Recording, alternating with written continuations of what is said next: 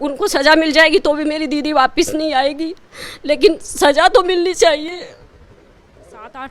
सात आठ वकील कर रखे उन्होंने, उनके घर में निखान के दाने भी तक भी को नहीं, लेकिन उनके इतने वकील है। वकील तो ऐसे फ्री में तो होते नहीं, पैसे तो देने पड़ते हैं। उनके पास इतने पैसे आए कैसे?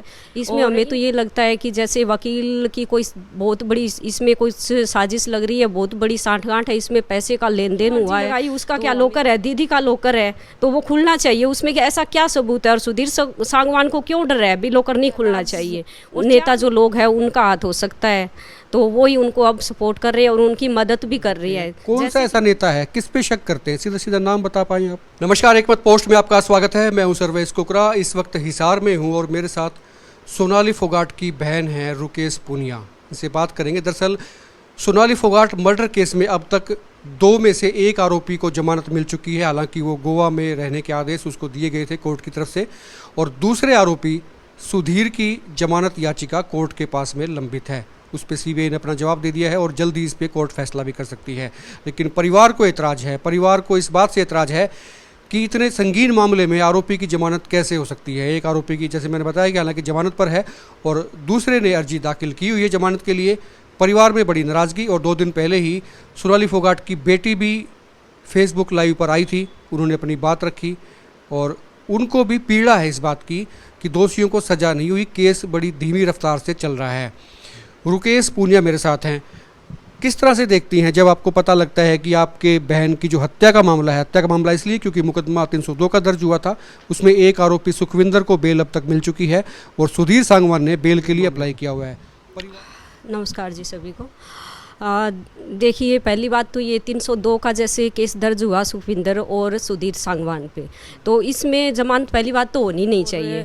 इसमें हमें तो ये लगता है कि जैसे वकील की कोई बहुत बड़ी इसमें कोई साजिश लग रही है, बहुत बड़ी साठगांठ है, इसमें पैसे का लेन देन हुआ है, तो हमें तो यही लगता है। देखिए, सुखविंदर डांगी है जो वकील है, और भी 6-7 वकील है उनके। पहली बात तो हमें समझ में नहीं आ रहा कि उनके 7-8 वकील कर रखे उन्होंने, उनके घर में निखान के दाने भी तक भी को नहीं, लेकिन उनके इतने वकील है। वकील तो ऐसे फ्री में तो होते नहीं, पैसे तो देने पड़ते हैं। उनके पास इतने पैसे आए कैसे?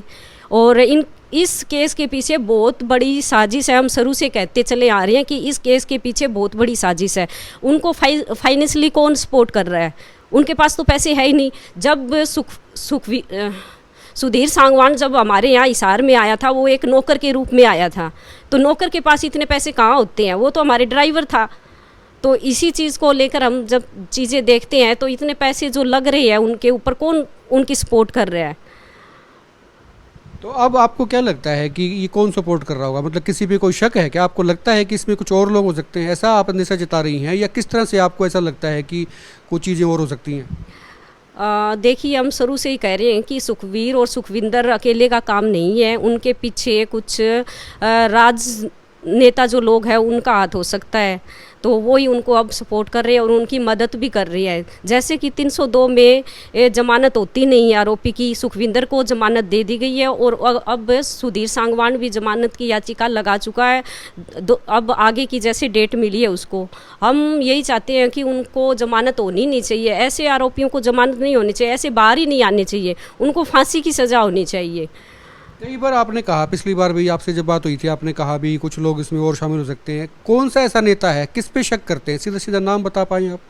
देखिए, नाम तो हमें पता नहीं। हमने जब ये केस हमने सीबीआई के लिए जब भी तो हमने प्रेशर बनाया था कि ये केस सीबीआई इसको हैंडल करे, क्योंकि पुलिस के बस की बात तो थी नहीं, ताकि ये चीज़ें खुल के सामने बाहर आए। क्योंकि सीबीआई एक ऐसी एजेंसी है जो किसी के अंडर में काम नहीं करती, और हमें पूरा विश्वास है कि जो पीछे जो लोग हैं सीबीआई उनको निकाल के बाहर लेके आ सकती है।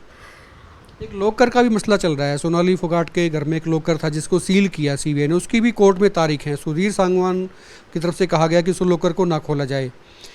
क्या चीज़ें आपको लगती हैं? आप तो परिवार की सदस्य रही, आपकी बहन थी सोनाली फोगाट, और तो आपको क्या लगता है कि ऐसी क्या चीज़ उसमें हो सकती है लॉकर में कि जिस पर ये विवाद हो रहा है, जिस पे ये आर्ग्यूमेंट दिए जा रहे हैं कि इसको लॉकर को नहीं खोलना चाहिए?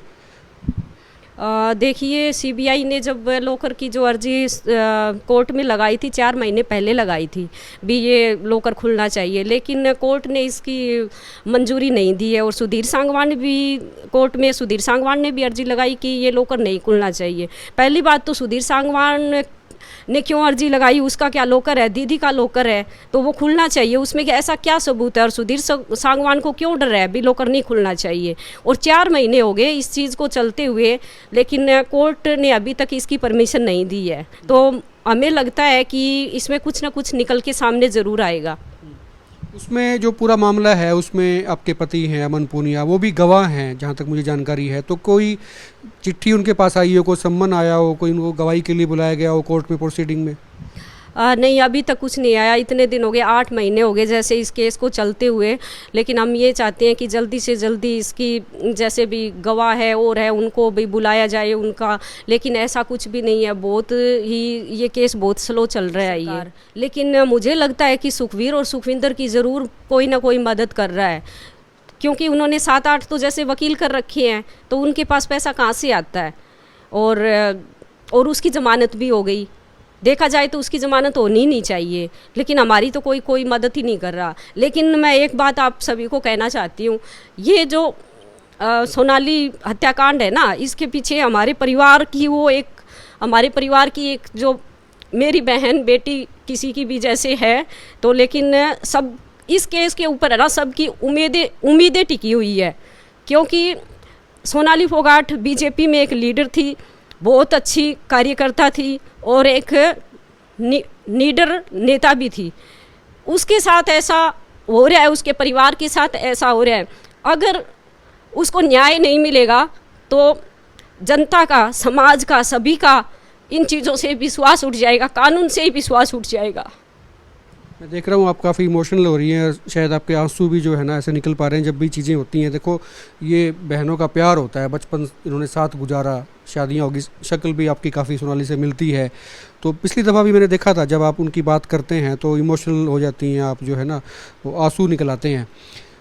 कैसे आप चाहती हैं, किस तरह से कोर्ट में सुनवाई हो? क्या ये मतलब फास्ट ट्रैक कोर्ट चाहता है परिवार के, भाई जल्दी सुनवाई हो, जल्दी से जो भी गवाह हैं वो पास ऑन होनी चाहिए? देखिए हम यही चाहते हैं कि जल्दी से जल्दी इस केस की सुनवाई हो और दोषियों को सज़ा मिले। हम यही चाहते हैं। हम कानून से क्या चाहते हैं, बस यही चाहते हैं कि जो दीदी के साथ हुआ, उनका जो उनके साथ षड्यंत्र हुआ, उनका मर्डर कर दिया गया, उन दोषियों को हम सजाई तो दिलवाना चाहते हैं, हम और कुछ नहीं चाहते। मेरी दीदी, उनको सज़ा मिल जाएगी तो भी मेरी दीदी वापस नहीं आएगी, लेकिन सज़ा तो मिलनी चाहिए। ये वाकई इमोशनल क्षण होते हैं जब चीज़ें याद आती हैं, और न्याय के लिए जिसके लिए उम्मीद परिवार कर रहा है, इंतजार कर रहा है, वो उस न्याय में देरी होती है।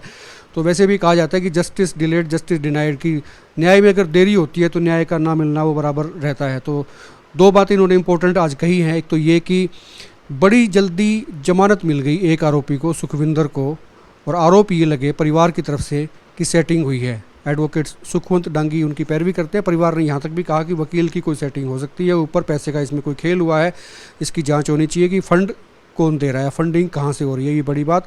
और सुधीर सांगवान की जमानत पर भी फैसला कोर्ट जल्दी देगी।